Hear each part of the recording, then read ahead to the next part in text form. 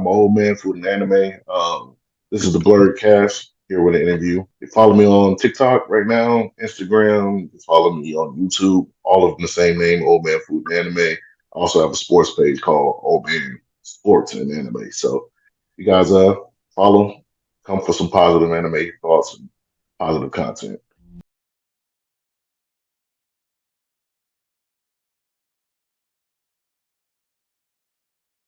You're now listening to Blerdkast, presented to you by Blerdography.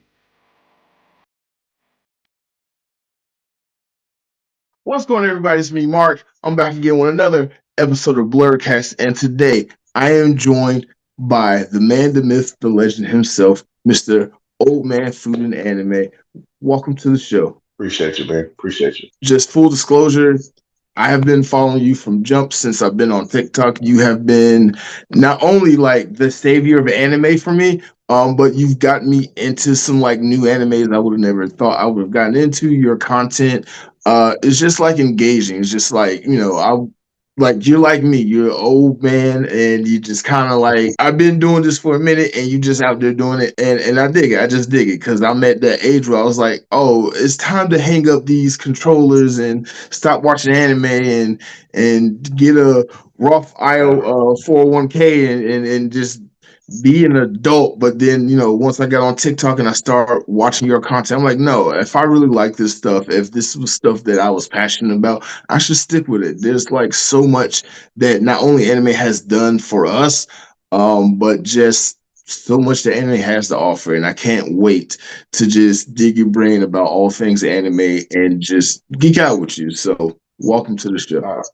I appreciate you, man. I always appreciate it. You're one of the first people to really reach out to me and be like, "Look, I love your content. I follow you." So I always appreciated you for showing me that love. And don't ever hang up the controllers. We can have a 401k job, raise kids, and be nerds too. So let's keep it going. I'm starting to realize that, and one of the things that I'm really glad that I started to see with my own platform, especially with this podcast, is being able to like just dig and like just get to know like other black nerds and other people who do the same things that I do, who might have some of the same struggles that I have, and just realize that like this is like bigger than it ever was because like me, you grew up in a time where being a nerd, being in an anime and all that stuff wasn't cool, and now that it's all acceptable and everything is like this is a whole new day, a whole new world to live in. So I'm glad to have you on. Can't wait till we start talking about your story and just getting to know who you are. But the fans got to know, this is a very important question, got to ask this first: what are you currently geeking out to right now? Oh, right now I'm currently watching. I don't know if I'm saying it right. The Dun Dun Dun is a show that's on. This came out for the fall season of the anime fall season release. It's a Mhm. comedy, romance, sci-fi, thriller type all inclusive anime, but it is hilarious. It's funny. That's when I'm watching Dragon Ball Daima is out, so they're bringing back Dragon Ball Z to an extent. Goku's a kid in the series, so for those GT fans, people who really like Dragon Ball GT, that grew up on GT, it's kind of nostalgic. I'm watching that, and then I'm going through my yearly watch of Yu Yu Hakusho. That's my top two, not two. So that's what I'm currently. And then besides, Marvel releases that are coming out, I can't wait. I'm late on watching Deadpool. I'm about to see that. My son just seen Venom last night, so stuff like that. But anime wise, those are the three that are in my rotation. So it's no secret that Yu Yu Hakusho, hands down, is probably one of your favorite animes. Is that why that's in one of your in your rotation now? That is just your favorite. You just keep watching over and over. It's my favorite of all time. It's my number one. Yu Yu Hakusho is an anime that I go back to probably every year. I might not watch it from the same point, but I watch it from somewhere. This year, Yu came back up. I seen somebody discussing. I think it was one of those battles. Can Yu beat Ukiora or something like that? So I just Mhm. started back watching from the Three Kings saga this time. So I watch it from various points pretty much every year.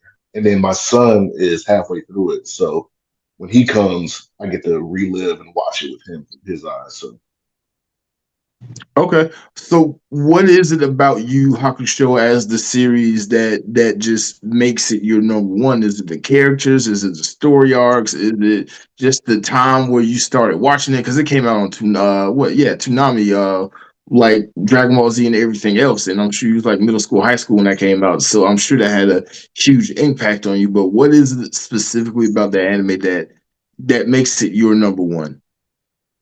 So I think it's a little bit of everything, to be honest. Like, first of all, to me, it's one of the best character setups in all of anime. There's rarely a miss on a character in Yu Yu Hakusho. I mean, Kuwabara, Yusuke, Rama, Toguro, Sensui, like all of these characters impacted me in some kind of way. It's one of the first that I watch and attach to. And it just has great replay value because there's not a lot of downtime in between the arcs. Some people don't like that about it, but for me, it gets straight to the action. After the first like few episodes, it's back to back to back to back good arcs. So I can't really name a bad arc in Yu Yu Hakusho. Like I love Naruto. Naruto's one of my favorite animes of all Right. time. But people don't like the war arc. Some people that say that there's certain arcs that there's a lot of filler.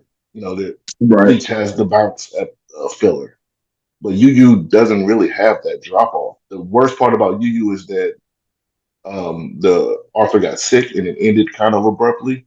But other than Yeah. that, it's pretty much fire all the way through, in my opinion. And Yusuke, lovable character. Hiei, lovable character. Kurama is one of my favorite characters in all of anime. I just keep going back because of that nostalgia slash it's just that good. And there were rumors that it was going to be this 2024 release of a reanimated, which I still hope they do. So I hope they bring it back so that younger kids and younger audiences can see like how good it is with like a fresh coat of paint, some better animation, newer animation. But the story is top tier. I agree. It's not my favorite anime, but every time I do sit down and have a good rewatch of it, I'm like you said, you can just kind of start anywhere and Right. just be right into it. There's no real like filler seasons or filler arcs, like even from beginning to end. It's a banger. It's a banger. I It's a definitely banger. I remember it. understand it's not everyone's favorite, but for me, it's just I think it's a combination of nostalgia with it being really good, and it's not a very long watch either. It's about 115 episodes, so you don't have to put your life on hold like you do if you're starting One Piece from the beginning. You gotta Yeah. get to, you know what I'm saying? So We will I, not talk I love about it. One Piece on this podcast with you because you will destroy I me. can't. But everybody know I can't stand One Piece because of that reason alone. Like should One have Piece started is 20 years ago. One Piece is an acquired taste for sure, but I do Yeah. love it. I got Luffy back here behind me somewhere. It takes a while to use. Oh, okay. Moving on. We just move on from that because I know I've gotten a lot of crap from One Piece fans. So what do you think Oh, about the their Netflix fan live base is strong. action? Say what? The One Piece fan base is strong. They're strong. Yeah, yeah, they are. Yeah. But since we are talking about One Piece and Yu Yu Hakusho, what are your takes on the Netflix live action adaptations of both of those shows? The One Piece one, I'll be honest, is one of the best live adaptations I've ever seen for an anime. I think they did a fantastic job from the casting down to the acting. They shortened 400 some episodes into 8 or 10 or however long it is and made you still want to watch it. The Yu Yu one, it felt rushed at times, but I had to look at it from the perspective of, okay, I'm a super Yu Yu Hakusho fan. So my critiques are going to be like down to the core because I know the anime in and out. For a person who's never seen Yu Yu Hakusho, they might have watched it and it was entertaining. It just wasn't to the core story as much as I like. But it wasn't boring. Like the fight scenes were really good. I thought the casting was really good. I just wish they would have slowed it down and did it kind of episodic like the way they did One Piece. But like I said, from the outside looking in, a new fan who just seen that, they might go watch it now because it was at least entertaining. That's an interesting way to put that. Okay, okay, But if you're cool. judging it off of like strictly the anime, yeah, it's not very good. But if you're judging it off of entertainment value, It's okay. Before we get into getting to know more about you, I just have a personal question to ask you. Since I know you're also a sports fan, I'm a sports fan. We Yes, both sir. dabble into the nerdy side of sports. I Yes, just sir. gotta ask you, and I think you know where I'm going to come in because I asked you this before. Why the Jacksonville Jaguars? I'm a Floridian, man. I'm from Florida. So I'm originally born and raised in Pensacola, Florida, right? So Okay, there's not a lot of North Florida teams. There's that's the only North Florida team. it Didn't is. really like the Dolphins like that. A lot of people where I'm from are Saints fans because New Orleans is actually closer to me than Jacksonville is. Then a lot of Mm, people are Dallas fans. But I just feel like Dallas fans are people that jump on the bandwagon. And at the time Emmitt Smith played there, I'm from Pensacola. We don't really rock with Emmitt Smith like that because he's from our hometown but doesn't show a lot of love. So mm. I couldn't be that fan. So I was like, you know what? I like the underdog story. I'm gonna jump on this team so when they finally get good, I can say I've been a fan for life. And now I've been a fan for 15 something years and we still are trash. But it's my boys and I ride with them. I wouldn't say all that. Like y'all had a hot streak when the team was first introduced in the '90s, late '90s and Right. 2000s, and We had a that few whole spike blue years. ball. Say what? We had a few spike years in there. The David Yeah, yeah. I was Maurice about to say Jones that years. Saxtonville era, that was really fun Yeah. era to watch the Jacksonville Jaguars. But watching y'all Sunday, I was like, geez, all right. The thing that's so frustrating about them this year is that every game that we lost has been like 3 points or less, except for Buffalo. Buffalo beat us down. But every other game, we truly were in the game. Last week against Green Bay, led up a 50-yard run, field goal to end the game. We lose by three. So we're in the game. You see the talent is there. Trevor threw for like 300 last week and 2 touchdowns. Ran for another. He's not bad. It's just we can't never finish. It's just like Mm. Jacksonville luck. It's like we're luck struck or something. So hopefully they get it together. Now I just want them to lose so we can get a high draft pick. I'm gonna keep riding with them. I'm gonna stay loyal to my team. I'm not gonna switch up. So, Since we're both nerds and sports fans, we grew up in the era where the whole jock thing and being into sports and then being into anime and comics and video games didn't mix, and now here we are, two jockey nerds. How do you feel knowing that we can now blend, not only blend things that didn't really go together from our era, but also like with this huge popularity of how dominant nerd culture now is in society. Again, it used to be something that was shunned for if you were a nerd, but now it's like a prominent thing. Everyone loves letting their nerd flag fly, and let everybody know what their favorite fandoms is. I'm currently wearing a Marvel hoodie, so you know right. what comics I like. So does it like make sense to you? Do you see the progression and the growth in the communities? And just overall, how do you feel like versus say 20 years ago where this wouldn't really be a possibility? When I grew up, I did it all. I played sports, and I also ran home to watch DBZ. So like, it's always been kind of like that for me. But now you see everybody doing, like you said, is become almost trendy to a point. But to me, I feel like those people that are now letting their flag fly, one, we got a younger wave of people who just aren't afraid to let their flag fly anyway. Anyway, so they're they're just out with it. They're like, hey, I grew up watching this. It is what it is. But also, some of those kids that made fun of you or tried to make fun of people for watching anime back in the day, they were watching it too. They just weren't letting it be known. So now that True. it's popular, they can come out and say it. Everybody knew who Goku was when I was growing up, whether you were a nerd or a tough guy, a bully, or whatever. Now, they might have said, oh, I don't watch that stuff, but they were watching it.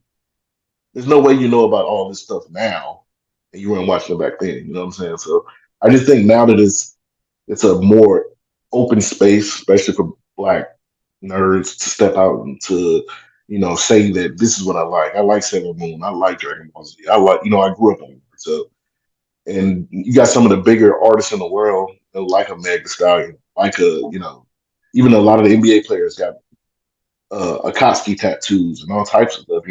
So it's just getting to a point now where they're letting it be known, but I think truly and secretly, some of them always like they just went with the in crowd because that's what most people do. When you're young, you go with the in crowd, but when they went home, they tuned into Toonami. That's all true. I bring this up a lot on my channel. I swear to God, Dragon Ball Z and Goku is the whole reason, and the fact that the black community, us, got into anime when we did in the late 90s, early 2000s, is the whole reason why this whole nerd culture explosion thing happened in the first place. Because if we didn't get into it, it would have never been cool, if that makes sense, to be a I nerd. know I exactly. feel I know like, exactly what because you you're mean. right. Everybody, whether you was being bullied for being into it or the person bullying, your mommy, daddy, your cousins, everybody came home at 5 o'clock to watch Dragon Ball Z on Toonami. Everybody. Exactly. We set the trend, if that makes sense, for a lot of things. Not just True. you can go back to just music, blues, rock and roll. We set the trend as created. Now it might be taken from us over time, but we set the trend for what's pop culture. So now anime is pop culture. Some people don't want to accept it, or they're slowly accepting it, but anime is absolutely pop culture. Look at Demon Slayer. Demon Slayer came out and broke almost every record for animated films when it came out. And there's no way that we just do that by ourselves. Everybody had to be involved. So it's becoming pop culture. You can go on out iTunes now, and download your playlist of all anime openings. That was not possible back in the days. Like it's just becoming to the forefront. Rightfully so, and I'm glad it is because even though it's a pop trend now, and you're gonna get a lot of bad with it, but you're also gonna get more productions to watch. So for me, that's a good thing because I'll be a fan while it's trendy, and I'll be a fan when it's not trendy. So let's shift gears a little bit. Let's get to know a little bit more about you. And I'm really curious, as a content creator to another content creator, wanting to know like your processes. But let's talk about Old Man Food and Anime. Where did you get the idea for not only the name but just the channel? And did you always know you wanted to go in and start talking about just anime content and nerdy stuff, or was it like a trial? You just try some stuff and figure out like what made what you wanted to do. So to be honest, I started the TikTok page just to be able to comment on certain things that I saw. Because, once your algorithm is set, my algorithm was set to me liking a lot of anime stuff and Marvel stuff. You would see these opinions and you don't always agree with them. So I just made the page. The name honestly came from simple as it can be. I'm old, a man. I love to cook. That's my one of my second favorite hobby. And then I love Mhm. anime. So old man food and anime. What really started me to creating quote unquote content was my anime questions of the day, right? So I said instead of going through this angle, because I'm not a skit person, I'm not a person that you're going to see, create a skit or dress up and do cosplays too much. But I said, how can I get people to conversate with me, right? Or Mhm. use me as their content driver. So when I did anime question of the day, one of the first ones I did, I swear to God, I went to sleep and I woke up and it had like 10,000 views. And I was like, it was the simplest of questions. I don't even remember what it was. It was just something like name your favorite anime character, right? And I started learning that, okay, instead of trying to quote unquote create something new or create something out of nothing or skit or something, why don't I be the driver of other people's content? And when I started doing that, I started getting a lot more followers, a lot more people spreading me around. And then slowly I started getting like I would just be randomly somewhere and like, oh, you're the question of the day, dude. I know you, and they follow me.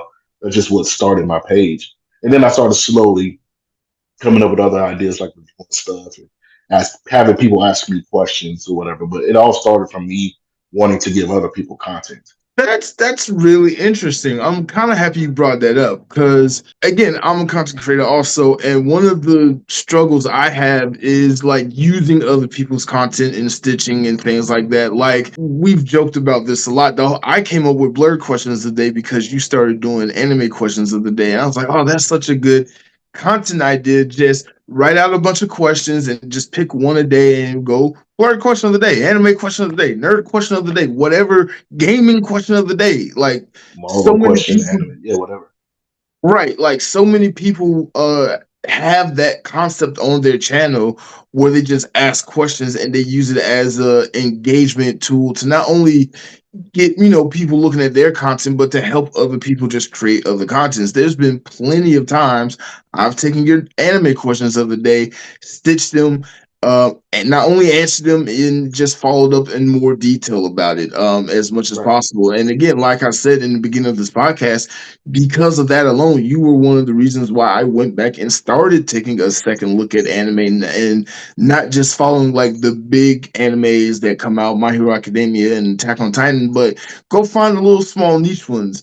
Uh Kotaro Lives Alone. Can't believe like I would have missed that. That was such a gem anime to watch.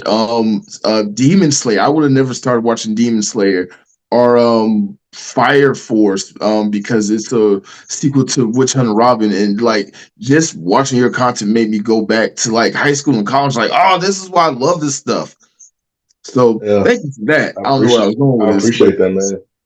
That's one of the best things I love to hear. That I hear more now that my following is growing a little bit. I hear that, hey man, if it wasn't for your page, I wouldn't have started making content. Or if it wasn't for your page, I would have never had the courage to post. And that was always another goal of mine. Is that like, hey, look, I'm an old man. I got grays in my beard. I, I don't look like I should be on TikTok, quote unquote. That's another reason why I just went ahead and called myself old man because I knew I was going to get those comments anyway. So let's go ahead and nip it in the bud before it starts. But like, right. that's one of my favorite things. Is a lot of people reach out to me and say, "Hey, like your content is either really relaxing because I'm not argumentative, I'm usually positive, and then two, like you help me be like, you know what? If he can post, I can post. You know, and I love hearing it. That is true. That is true. My TikTok feed is literally filled with people that is either inspired by your content or literally stitching and posting your content, I and making their appreciate own. that. So it's really good knowing that you're okay with us like using your content to make our content. I Because I was actually worried about I it for the want it. longest time. That's what I want. That's why I say at the end of every video, stitch a comment because either I want to engage with you in a positive manner in my comments, or I want you to take this content and flip it, and turn it into more content. Either way, we're spreading the same message. Right. That's true. That is true. When you come up with your anime questions, is it like you just write out a bunch of questions, or you like try to research and like dig so you're not like asking the same or similar questions week in and week out? Well, thank God for the on this day feature where I can just flip some of the old questions too when I'm in a little drought. But when I first started off doing them, I used to actually, you were following, I used to do them actually every day. I don't do Yeah. them every day like that anymore because it's really hard. But my goal was to come up with questions that aren't just asked all the time. So that's why I will try to ask something out of the park in the beginning. I don't want to just be like Goku versus Luffy, who wins? Like that's done 1,000 times on TikTok. I try to approach it Right. from a different angle so that people can really be like, oh, this is what I want to stitch. Because there's 1,000 who does Goku beats on here. But if I Right. ask, something like build your build a 3-man anime team versus a 3-man Marvel team, now that might not be asked every day.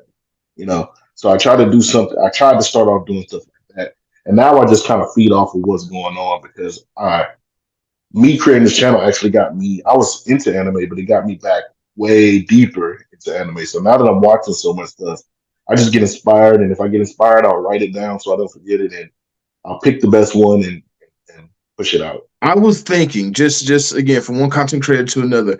I would really love to see you do like short 3 minute anime reviews. Just having your take on like specific episodes of anime or specific series of animes. I think that'd be really dope for you. Okay, I mean I've done something similar, not to that length, but it is a good idea. I got to start.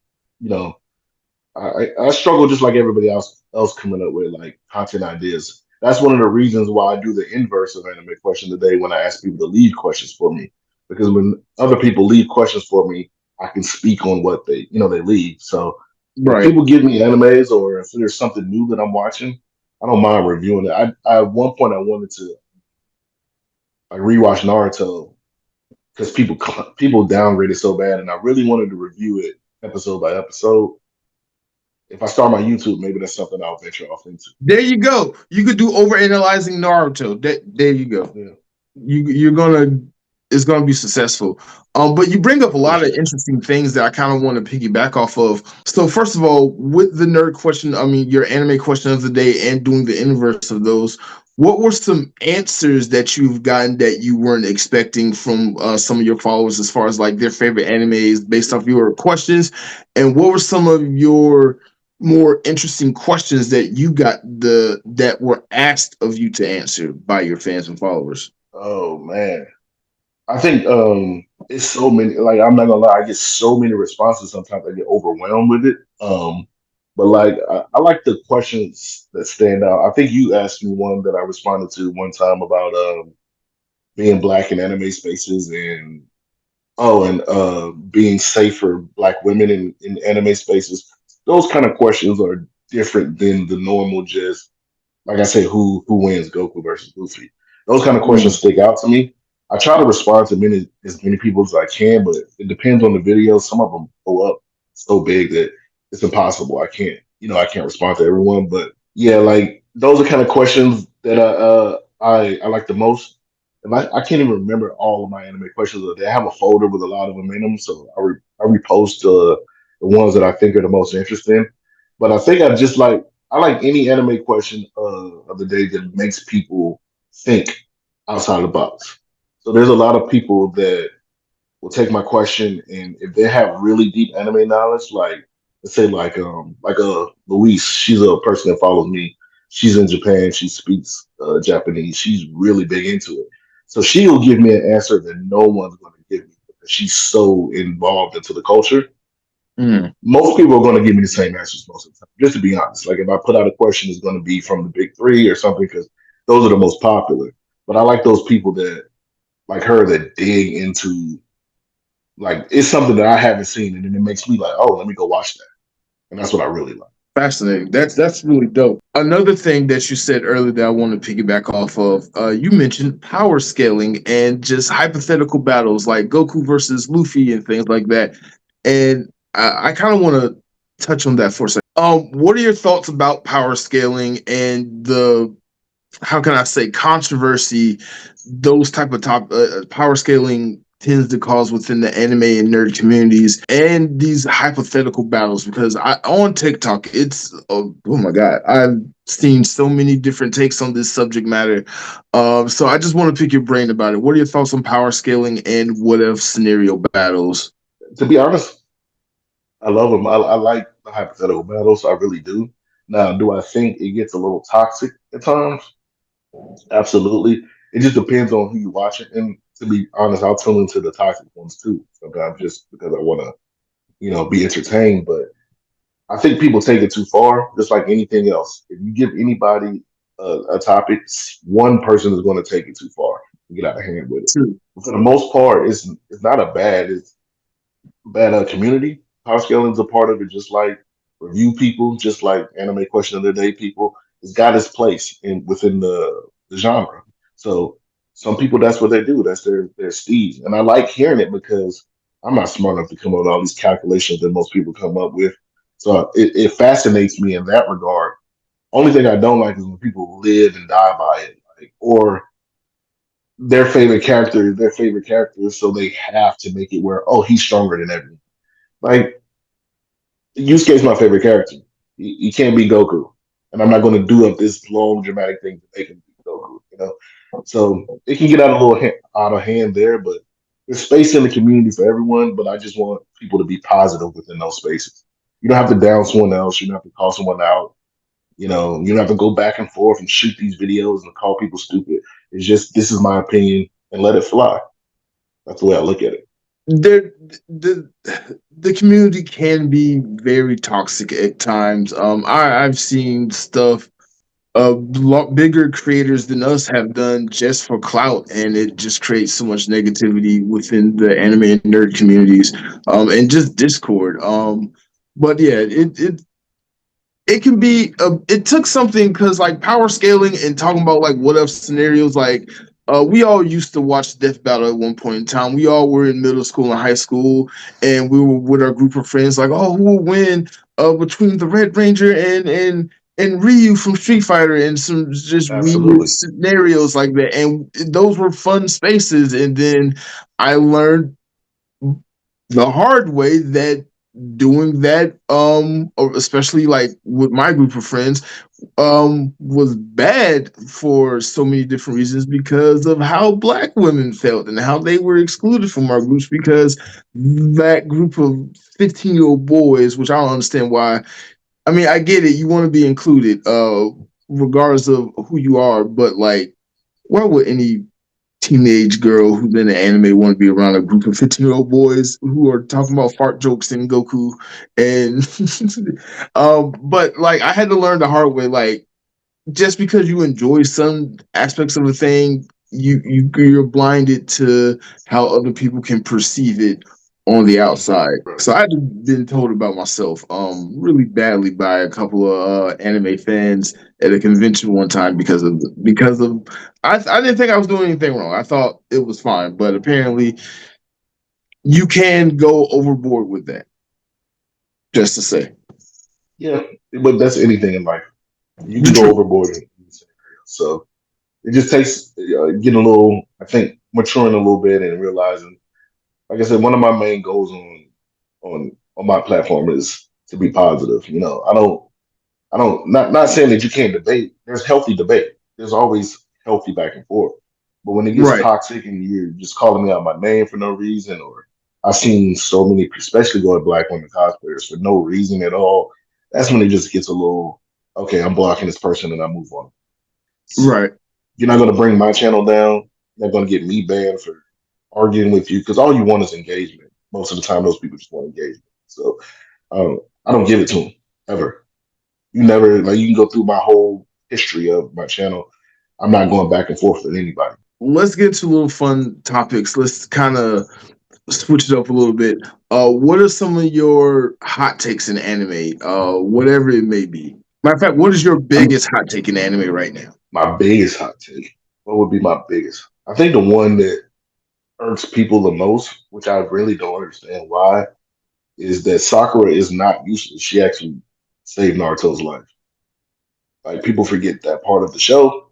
They want to call her useless so bad because she's not on the power level of Sasuke and Naruto. Okay, for sure, we get that. But if she didn't save Naruto's life, the world would have ended. She's not useless. She's actually a decent character. I get flack for that one a lot on my channel for some reason.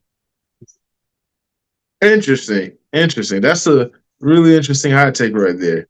Okay. What else you got? Give me one more. I know you got one more in you. Light Yagami is not a hero or an anti-hero. He was just a murderer. Ooh, that's an interesting hot take because I definitely answered that earlier. Okay. Okay. So my belief is right after he killed Ray Pember, that's when he just became a full-out murderer. There's no more anti-hero or hero in him. He was just a villain because Ray Pember, he could have right not Ray Pember, excuse me, Ray Pember's wife. Once he killed Ray Pember's wife and laughed about it, that's when all good intents went out of him. He just wanted to win the game. That's it at that point. I am Team Light Yagami. But I've always, even from the beginning, knew kind of felt like he was going to go down the villain path. So I do see him as a villain. Like I always wish like they would tell stories from the aspect of the villain. So like seeing like Death Note and Yeah, just how creative of an anime that was, and just how they switched the antagonist protagonist role like that, right. especially like between Light and L, and Mirror and N and all that. It was chef's kiss. Like I'm also a it's not person that I do not believe that Nier ruined the show. I still love mm, Nier. A lot of people think when Nier comes in, it's like it's just not as good to me. And to me, Death Note is one of the few shows to me that's pretty much top tier all the way true, through, in my opinion. true. Now, Nier That is did feel true. like a replacement of L, and it's like they wrote him out and tried to write him back in. But I honestly enjoyed Nier as a character because he was a calm L, and that's what you needed to beat like. You didn't have in your emotions L, because that's one of the reasons why he kept flopping trying to beat Light because he was honestly trying to beat Light. Nair was trying to solve the case. He didn't care if it was Light. So that was it's one of my takes. That's a really good, interesting take on that. That's a good, interesting take on that. What are your thoughts on how people perceive the big three? That is Naruto, Bleach, and One Piece, and the whole argument of the big three is either. I mean, we all know the big three is based off the manga sales between the time of what 2010 and 2012 or something like that, which is why they're the big three. Yeah, early 2000s to 2010, 2012, something like Right. that. Yeah. But people are now taking that to be like just the biggest three animes of all time. People have talked about why Dragon Ball Z is excluded from the big three, or Dragon Ball just as a series is excluded. With that said, Sailor Moon too. But what are your thoughts on just the big three controversy that's out there, or that can be out there about it? Yeah, the big three is the big three. Like it's just a title. So the big three title represents those three anime that were the biggest during that time period. Now, it didn't say the biggest three anime of all time because if you did the biggest three anime of all time, it's probably actually like Pokemon, DBZ, and Yu-Gi-Oh or something like that. Those are probably the three most popular. Like Pikachu's the most popular anime character of all time. It's not Goku. Right. So, like, if you really did it just purely off of numbers, it's probably that. But it's just a time frame. And I hear people say about it like a new big three coming, and I don't mind that either because different generations are going to yield different fans and different, popular anime. Demon Slayer right now is one of the most loved anime. It's also one of the most hated. So its popularity is just in this era for my son, who's 11 years old. If you ask him who's his big three, he's not going to say Naruto. He's not going to say One Piece. Well, he might say One Piece because One Piece.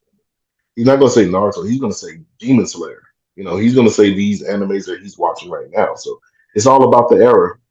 Anime became more popular then. At that time, it took a peak, and now it's taking another peak.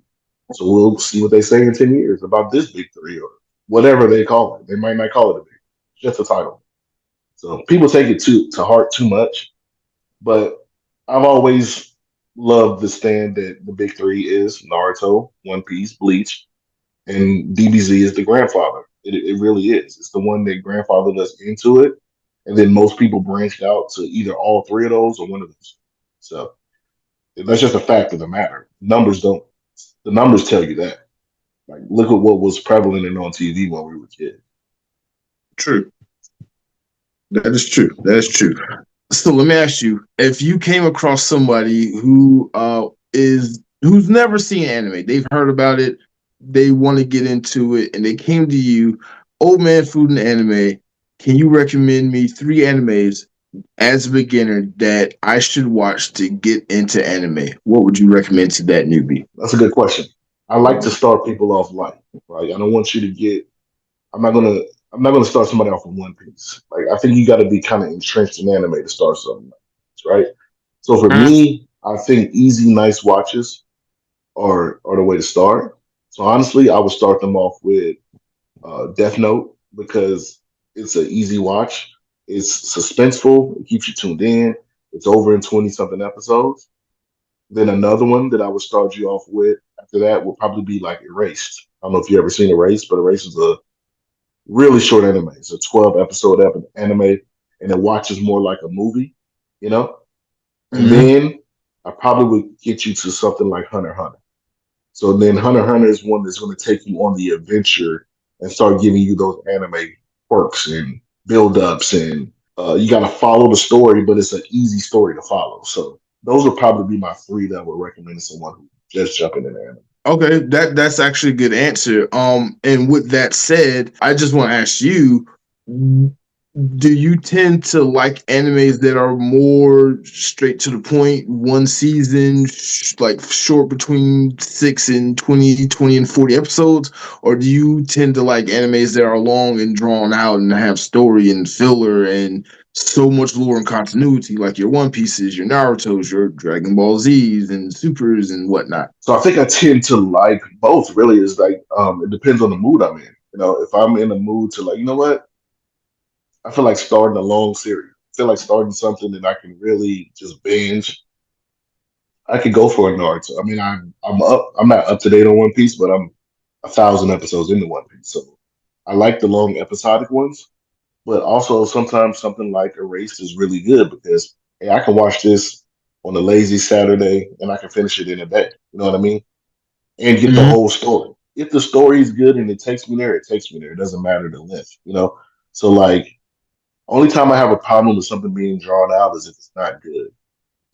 If it's good, I'm locked in. That's one of the reasons it took me long to get into One Piece. But once I got to a point where every episode was starting to hit for me, then I loved it. Like now I'm in the trenches with it and I want to finish the story. You use my favorite anime is it's not long, but it's not short, but it's not long at all. I said it's only 100 episodes, so it's not that long. But I've also watched Naruto. I've watched One Piece. I've watched Bleach, which are kind of longer in the form. So it just depends on the story. Is there an anime that you have watched from beginning to end that after you watched it, you was like, I will never watch it again because it is bad, it's terrible, it's the worst anime for X, Y, and Z reason?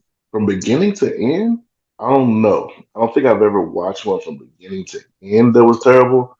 But there's definitely been some ones that I watched and I either got halfway through and just like, nah, this ain't it, Chief. Like JoJo, don't kill me, fans, but JoJo Bizarre Adventures is not for me.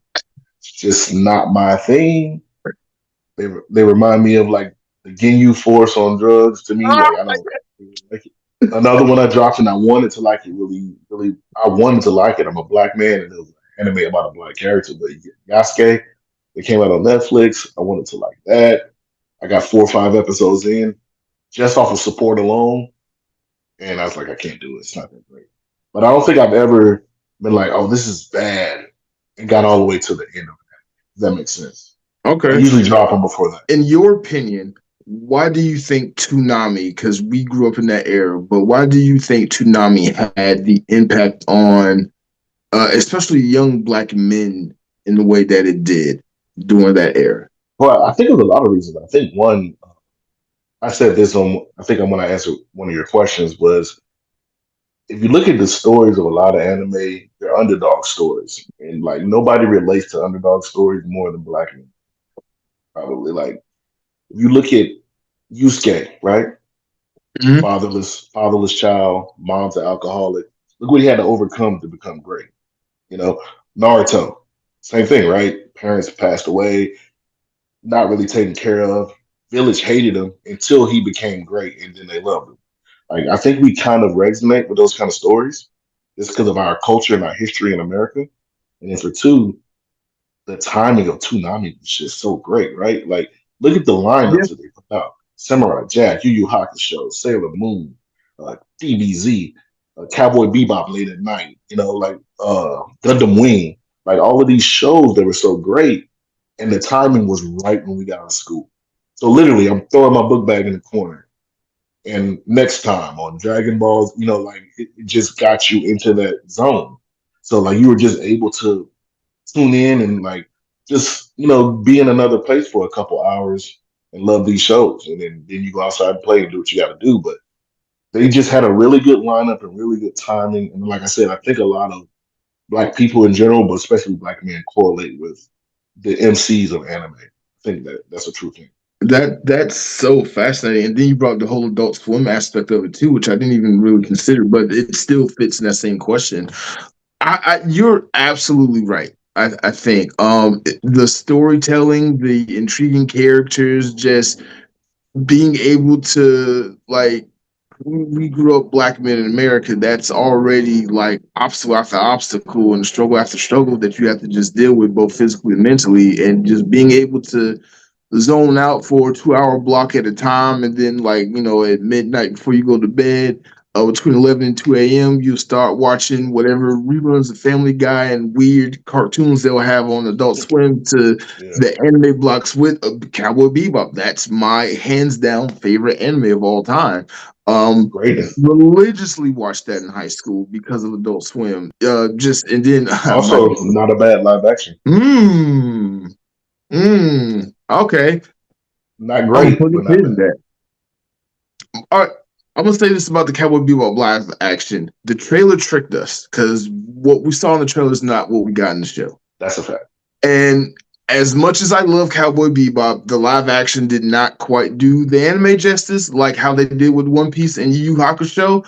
And I'm a little pissed off that it's not getting a second season because like you didn't introduce the most important character. Which whatever. But hey, One Piece fans and Yu Yu Hakusho fans and even Avatar fans, y'all getting another season of y'all live action. But that's cool. That's I cool. don't think Yu Yu's getting one. Oh, it's not No, really. Yu Yu's because the way they wrote Yu Yu is like it's a movie, so they wrote it to close it out. Like that's one of the things I didn't like about it is that they wrote it like it was a full story, and it's not even close to the full. But One Piece is already Oh, approved. One Piece is already approved for another season, and so is Avatar. So, right, right. which deservedly so. One Piece was, like I said, was really good. And if you True. don't like the long format of One Piece, watching the show is just perfect. It skips over hundreds of episodes at a time. Yeah. Unfortunately, I only watched the first 100 episodes of One Piece, so I got lost very quickly. But I still enjoyed the live action. Still enjoyed the live action. But I refuse to go back and watch 1,000 episodes of an anime to just get for it to get interesting. I refuse to do that. So much My other stuff daughter, out there to watch. my daughter's a big anime fan too, and she says the same thing. She's like, "I'm not watching 1,000 episodes. It takes that long to get." She says the Right. It exact same. should. It should. I mean, no offense to One Piece fans. I'm sure you love it, but it's just not for me. It's not my cup of tea. But Gotcha. I do want to ask you this, since we are talking about just anime and cartoons and Adult Swim in general, Cartoon Network, there was a question that was going around, I think it was last year, that was really popular on the internet between Facebook, Twitter, and Instagram, and that was the spiritual ancestor cartoons that are anime inspired but not technically anime. Should those cartoons be considered anime? And of course, the big four being Avatar: The Last Airbender, Boondocks, which I'm glad that was on the list. Samurai Jack, Afro Samurai, and I think Teen Titans. And you can probably list a whole bunch of other cartoons that are so anime adjacent or anime inspired that they deserve to be animes themselves. But what is your thoughts on that whole? Should these cartoons be considered animes? Should these two genres be separate genres because of their region and location on the earth where they were created? What are your 2 cents on that whole subject matter? Yeah, that's always a big conversation in the communities that we're in. But to me, it's just simply breaking down the word. Anime just means Japanese cartoon, right? So that's basically what that entails. So although heavily inspired, you look at Boondocks and you know it's heavily inspired Right, by anime. You look at Avatar, you can tell that the story is almost about a tribe, Asian culture because they're right, from that culture, but it wasn't created in Japan. It's not from a manga, so they don't technically get the name anime. But I like to call them. My term is anime adjacent. So they're anime adjacent because you could play Avatar. If you put Japanese subtitle on Avatar, people wouldn't have tell the difference. They wouldn't know. You know, Boondocks is so heavily it's like Riley and Huey. They're doing martial arts in the garage. It's inspiring for sure. Their fight scenes are like anime fight scenes. They fight each other, but they're cartoons. They're American cartoons, but they just happen to be so good. We give them that pass. We invite them into the anime club. Like when RDC, which is my favorite YouTube group of all time, RDC World. When they do the mhm. anime house, I always want them to let Aang in. Let Aang in. He can hang out. You know, he's in the club. Just personally, I feel different about the subject matter. Okay. Because like just the history of both anime from Japan and just Asian cartoons and Western cartoons. Like the French word for cartoon is anime because they got it from the Japanese, not from from stateside like they did. So they call cartoons anime and things like that. I've got an argument with people like, is anime only exclusive to Japan? Is it regional? Like, what do you call cartoons that come out of China and South Korea, are they not also anime? I studied Yes. animation when I went to college. I went to Art Institute of Atlanta, and my first subject or my first major was animation media arts, and that's where we learned about the history of cartoons and animation and anime, sequential arts, manga, all that stuff. And we learned that all of it is animation. All of it, whether what part of the world it comes from, who creates it, where, when, and why, it's all animation. So the fact that, and the word animation comes from itself anime. It's in anime in itself comes from the word animation. You know, they're tied together like that. So my viewpoint is it's all literally the same thing.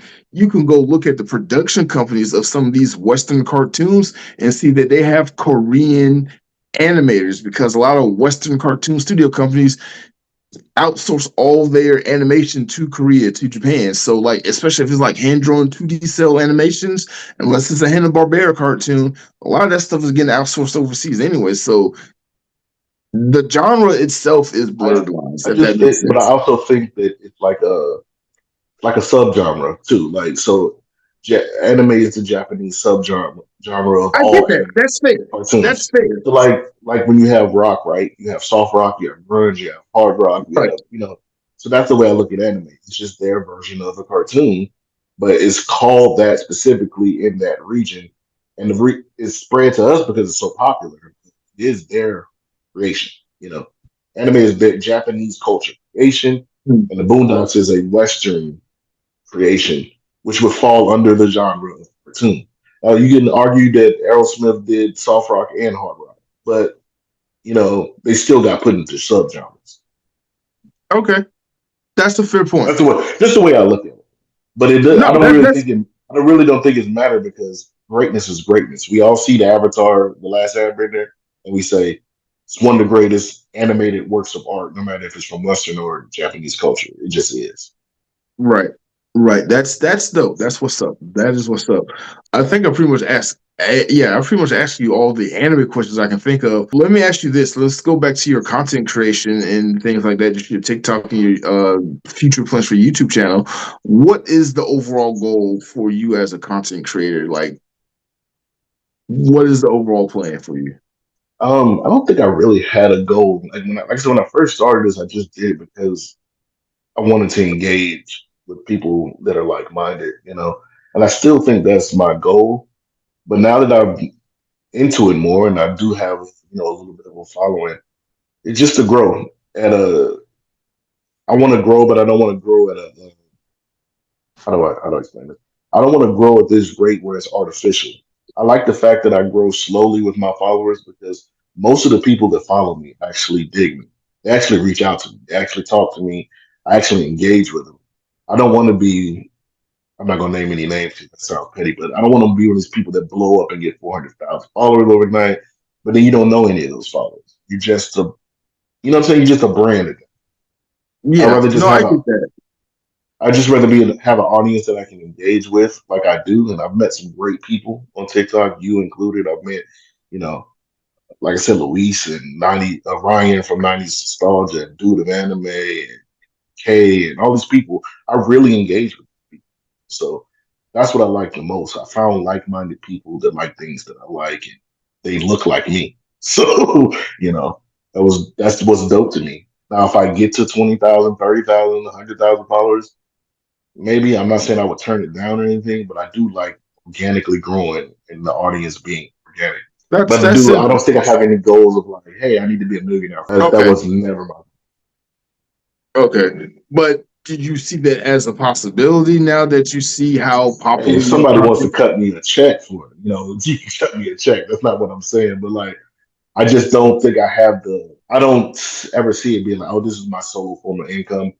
I just maybe I'm being false with myself. I'm not being real with myself. I just don't see that being my way of making a life for myself. So to me, I just want to have fun, reach out to people, and if I can cut some checks from it, sure, I'll do it. But my goal is to just create content that I like and engage with people that I like. So you're just in it for the passion of it all and the engagement with the community you've built. Yeah, I only make content on stuff that I like. I only respond to stuff I like. Um, I don't really like. I don't try to go out of being myself because I think one of the lives I was in with Do the Anime. When you start doing stuff and you have to become a character of yourself, I don't ever want to be that. I don't want to have to Oh, be yeah. like, hey, what's up? And like I just want to get on here and if I see something I like it, I talk about it. If I don't agree with you, I don't agree with you. Like I just like to talk about things that I like. So now that I got a little following and people like my content, I appreciate it. I really appreciate it. It was never my thing to become this, big anime creator, but if it happens, it happens. That's actually what's up. I like that answer a lot.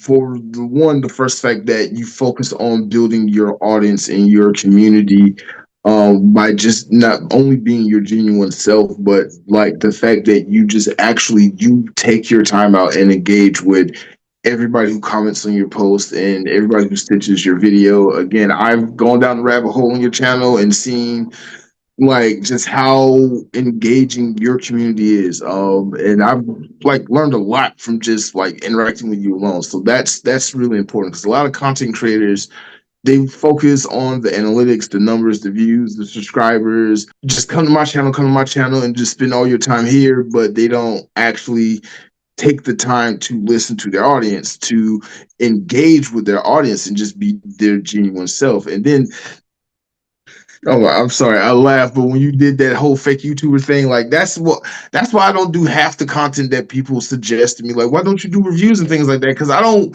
want to get on here and be fake and be like, yeah, let's do it, guys. Like, that's not me. I'm not a bubbly personality type. Don't get me wrong. I have my moments where like I'm just geeking out and you can just tell I'm geeking out about Of course. something. But I can't do that for everything. That's why I'm not like reviewing every episode of whatever show is currently out there everyone's watching. Agatha all along because like I don't have the patience for that. Yeah, and that's not a diss at anybody either. Some people Right, right. naturally have that bubbly personality, and like I follow a bunch of those people that are just like they're entertaining and they can sell an audience and they can sell a product. Me, I'm more so like I like this idea, like this theme, I like this, and I'm going to talk about it the way I naturally would talk about it with my homeboy across the couch from me. You know what I'm saying? Like that's the way I want to. Same thing when I get into a live. That's why I don't go live a lot. People tell me all the time, you need to go live more, you need to go live more. But only reason I don't is because one, there's a lot of trolls that just jump in, and I don't really have the patience to deal with it all the time. And then two, it's Mhm. like after I'm done, I don't wanna just keep driving these lives to drive them. If I go live, I want to go live because I felt like going live and talking some issue with my boys. I don't want to go Right. live because it's scheduled. Tuesday at 5, I'll be live. Like I don't want to do that. So just the way I look at it. But more power to the people that do it because you keep me entertained. I tune into those people. True. It's True. just not me. That is true. And I think the one aspect of content creation that people tend to overlook, and I know this was the case for me, you get so busy in like trying to copycat and copy and paste what other people are doing and oh you in order to be a successful YouTube channel and to grow you need to do this and this and this and this is how you got to act and be, this is the type of content in your niche you got to produce.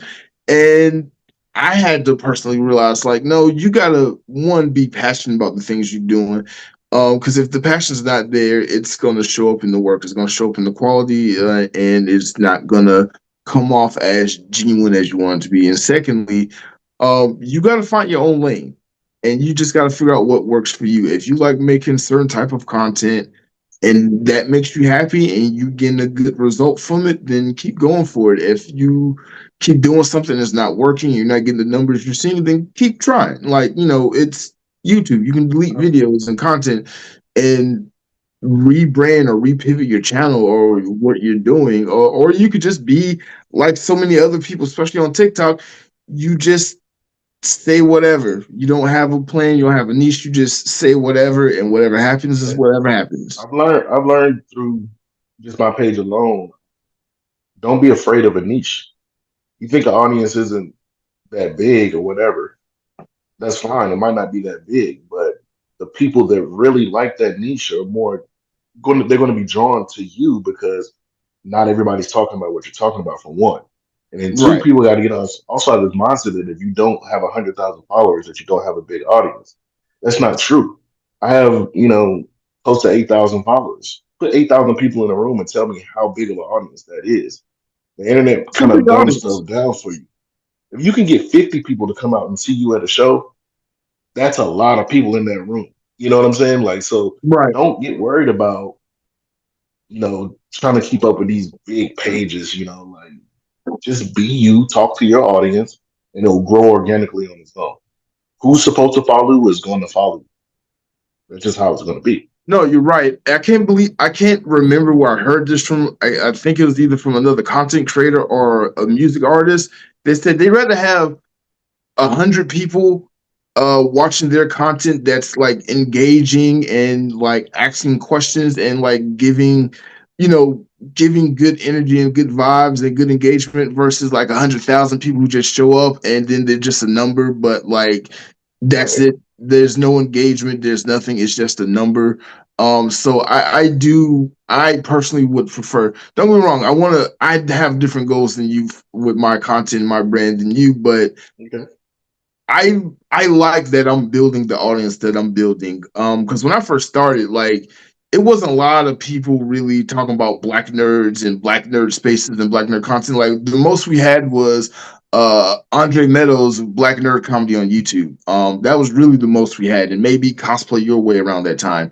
And then I started doing blerdography and just like showcasing black people in cosplay, black people at conventions, black people who like anime and Power Rangers and toys, and then started interviewing black people and was like, hey, what are some of your favorite things you like growing up? Dragon Ball Z, Power Rangers, same too. I literally thought just me and my three friends were the only black people who like black nerd stuff, but no, it's a lot of us. It's a lot of us. So The world is much bigger once you start stepping out there and seeing it. right, It's wide. Like I see all these huge pages and black people creating comic books, and I've purchased some of these things because I want to support those kind of things. Because another thing we didn't really get to talk about it, but another thing we didn't see a lot growing up was superheroes that look like us. So when I see right. people creating those type of things, I like to help them and support them because you never know.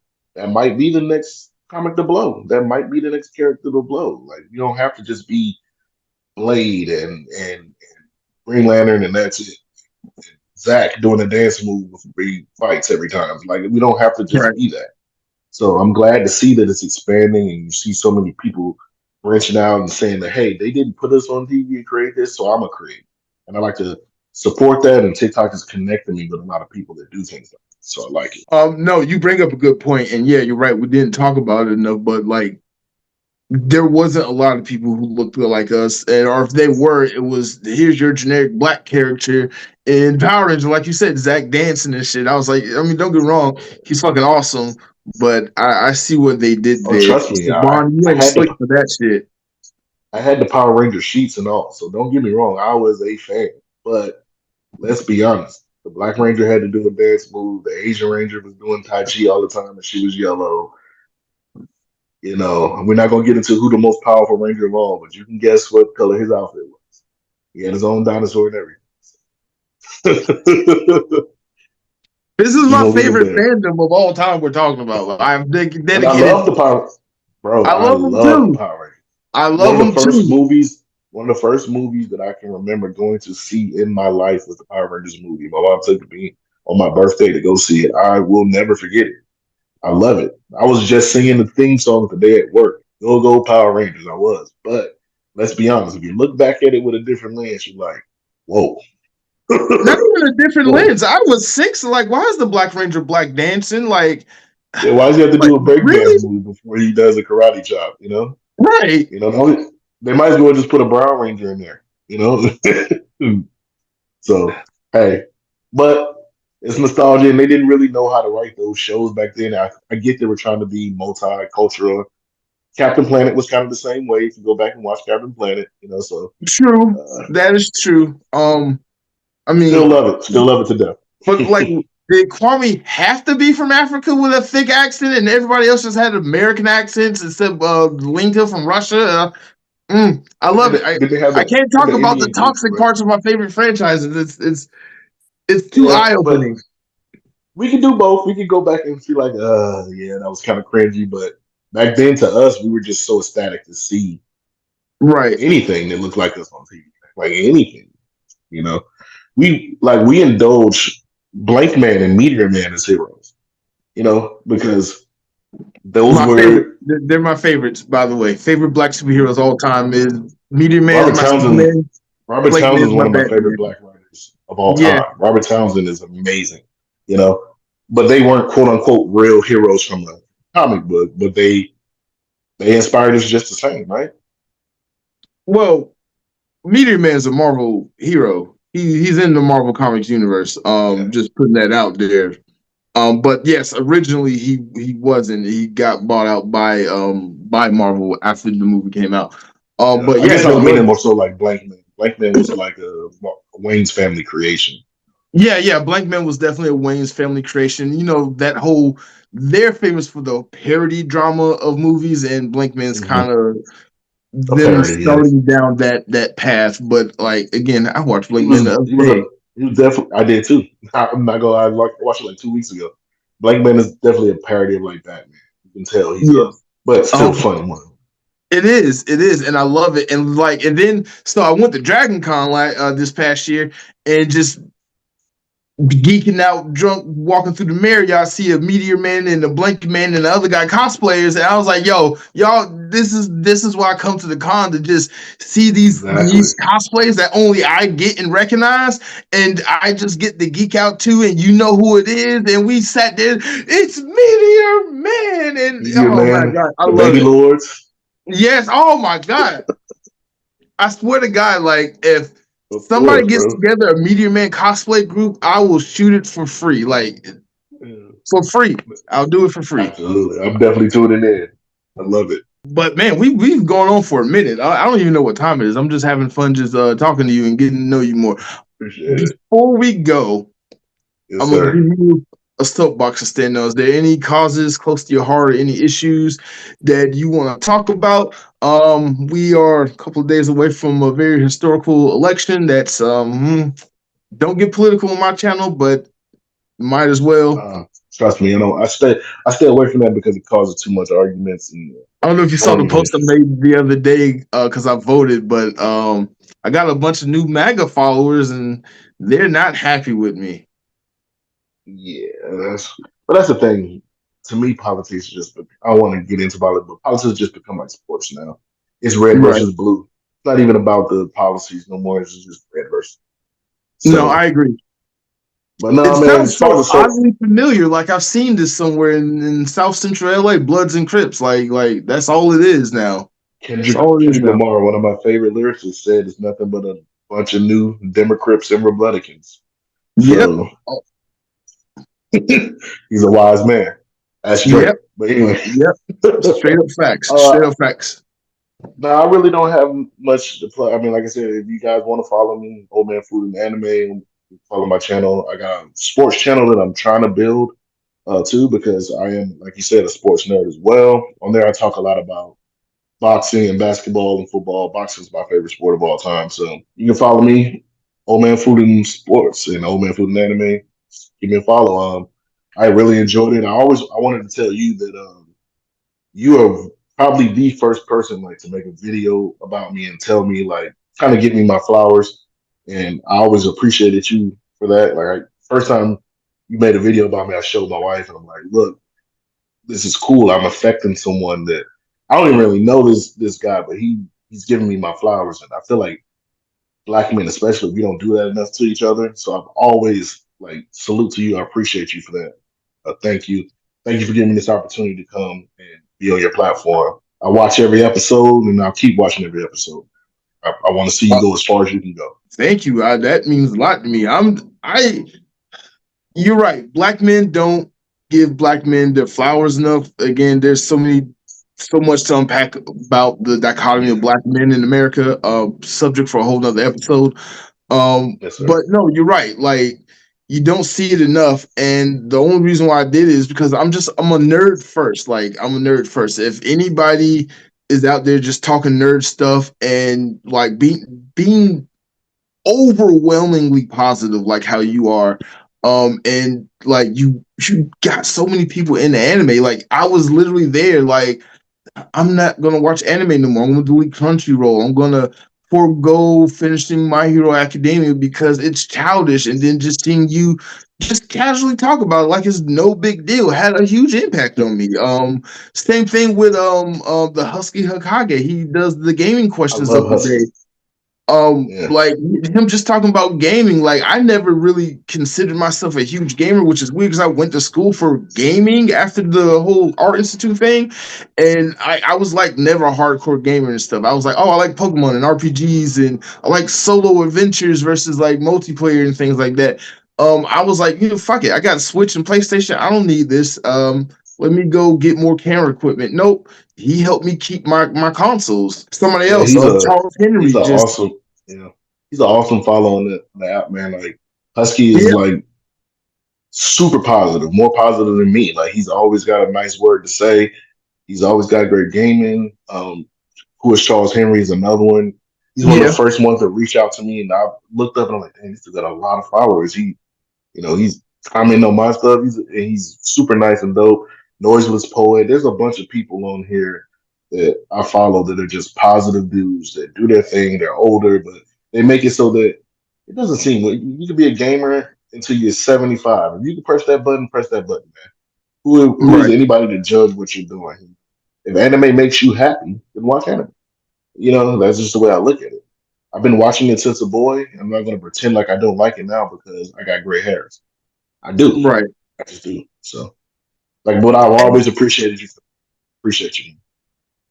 I appreciate you too, and just thank you so much for that. To me, it just feels good knowing that like the nostalgic things that I grew up liking and watching. Like I used to love playing with toys. I used to love video games and just coming home from school and video games and anime and all this and that. And knowing that it's okay for me to take these things with me throughout my life, and knowing that other people still like these things. And now cosplay is this huge thing that has exploded. I swear to God, It's never it's thought, really exploding.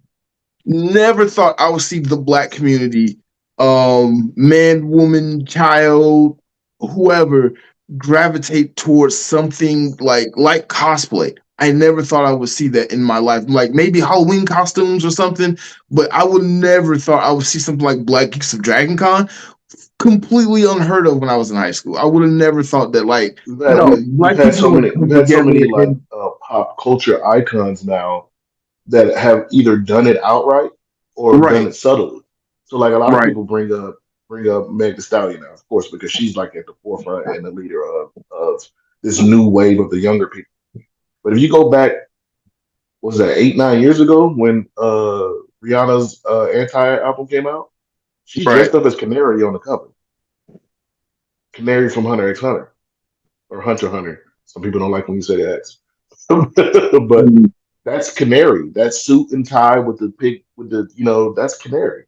So we've Right. always had this in us, but now, like I said, it's trendy. It's at the forefront, and people just don't mind embracing it. No, you're right. You're right. And we kind of talked about this earlier, and this is gonna be my last question. Then I swear I'm gonna let you go. But out of all the things we talked about, as far as like nerd culture and anime and its impact on the black community, between like Toonami, Adult Swim, Cartoon Network, the CW by itself with Sailor Moon and Dragon Ball gaming industry, just how the 1990s and the 2000s were for the black community.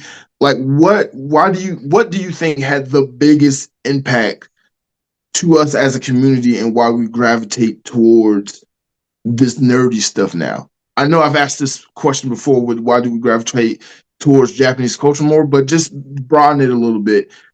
Why do black Like people gravitate towards the nerdy shit? I think, like I said, we resonate with stories from one, but I think it's always been there. Like it was we gravitated towards a lot of those media platforms. We not just anime. We gravitated towards the Proud Family. We gravitated towards Jackie Chan Adventures. We gravitated towards the Animaniacs and Scrooge McDuck and Ducktales and what was his name from the Goofy movie? Kevin Campbell's character. Like all this stuff is like in our wheelhouse, and Right. around that same time, we had Tsunami Pop, and it was just another platform for kids to kind of like that culture. We kind of like, we were there too. So like it just came along with the ride. And like you said, we make things trendy and popular. And so once we made it trendy and popular, everybody just was able to come out and say, "Oh yeah, we like this too. We do too." You know, and I just think that's what it is. Like it was a part of our childhood growing up, and everything a part of our childhood we brought with us, and now it's starting to come to light. Everything in the dark comes to the light.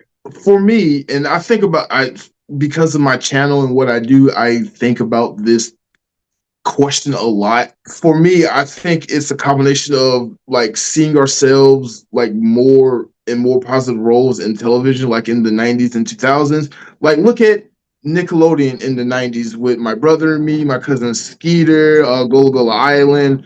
Look at not only black sitcoms, but just sitcoms and TV in the Little 90s where Bill, you had, yeah, Uncle Phil. You had predominantly black families that were lawyers, police officers, teachers, nerds, family matters. yeah. You know, you had all these black families that had both the mother and the father there. All the kids are educated. Nobody's in jail. We Just started to break out from just being that thug role. Instead of just being that role of the brother that goes to jail or the brother right, with the bandana, you started to see right. the Cosby Show. You started to see Uncle Phil, Little Bill. You started to see, the Proud Family. You started to see things like this. And it's The like we're Static not just Shock. Static Shock. We're not just this monolithic thug role that people think we are. Now we have that too, but every culture has that. But don't just highlight that one thing from my culture and not highlight the doctors, the lawyer. We created Right.